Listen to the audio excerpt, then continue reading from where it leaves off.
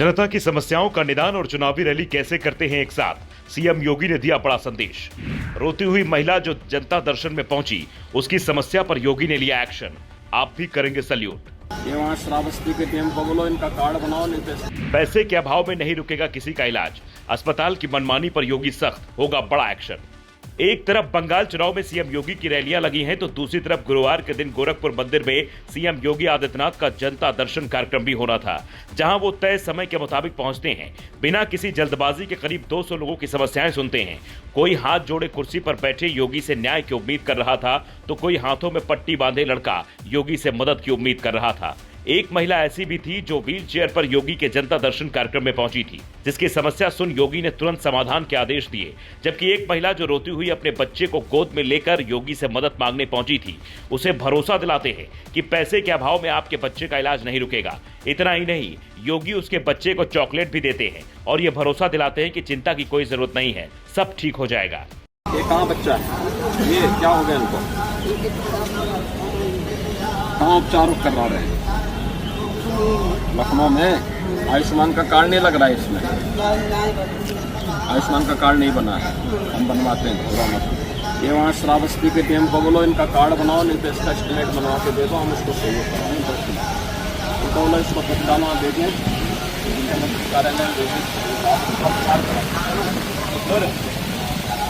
School पढ़ता है, मिल जाएगा, खबरा हो जाएगा।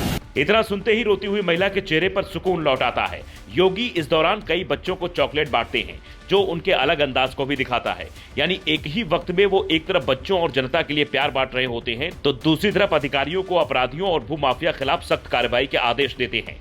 यहाँ तक कि अस्पतालों की मनमानी को लेकर भी योगी पहले सख्त नजर आते हैं। वो साफ कहते हैं, आप इलाज करवाइए, पैसा हमारी सरकार देगी। उनका यही तरीका वो बंगाल में जाकर वहां की जनता को बताते हैं।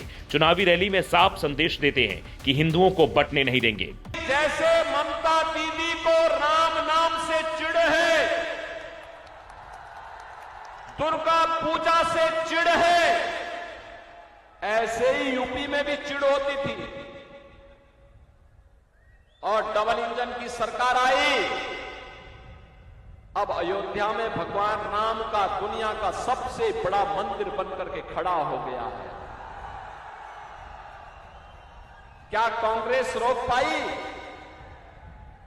क्या समाजवादी पार्टी रोक पाई? क्या टीएमसी रोक पाएगी?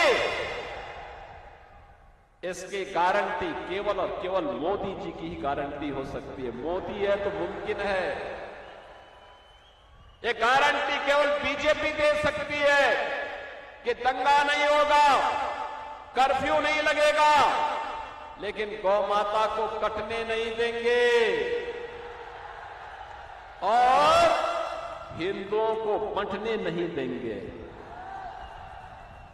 यानी बटोगे तो कटोगे वाला जो नारा वो अपनी पहली रैली में नहीं दे पाए थे, इस बार उन्होंने बंगाल के बाराबनी विधानसभा क्षेत्र में आयोजित रैली में इशारों में दे दिया और वहां के बीजेपी कार्यकर्ताओं से लेकर टीएमसी के राज में परेशान लोगों तक को यह आश्वासन देते हैं कि आप घबराइए नहीं। टीएमसी के गुंडे हो, माफिया हो या कोई मौलाना कुछ बक रहा हो, इसकी चिंता बिल्कुल ना करें, क्योंकि डबल इंजन की सरकार आते ही ये सभी आपको बंगाल की सड़कों पर झाड़ू लगाते नजर आएंगे। मैं आपसे एक ही बात कहने के लिए आया हूं, आप चिंता मत करिए।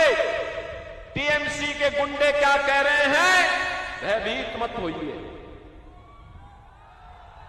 कोई माफिया क्या कह रहा है, उससे भयभीत होने की आवश्यकता नहीं। कोई मौलाना क्या बक रहा है, उससे चिंता करने की आवश्यकता नहीं। आने दीजिए डबल इंजन की बीजेपी की सरकार को, ये सभी आपकी चाटकारिता करते हुए दिखाई देंगे। आपके लिए बंगाल की सड़कों पर झाड़ू लगाते हुए दिखाई देंगे ये सभी लोग।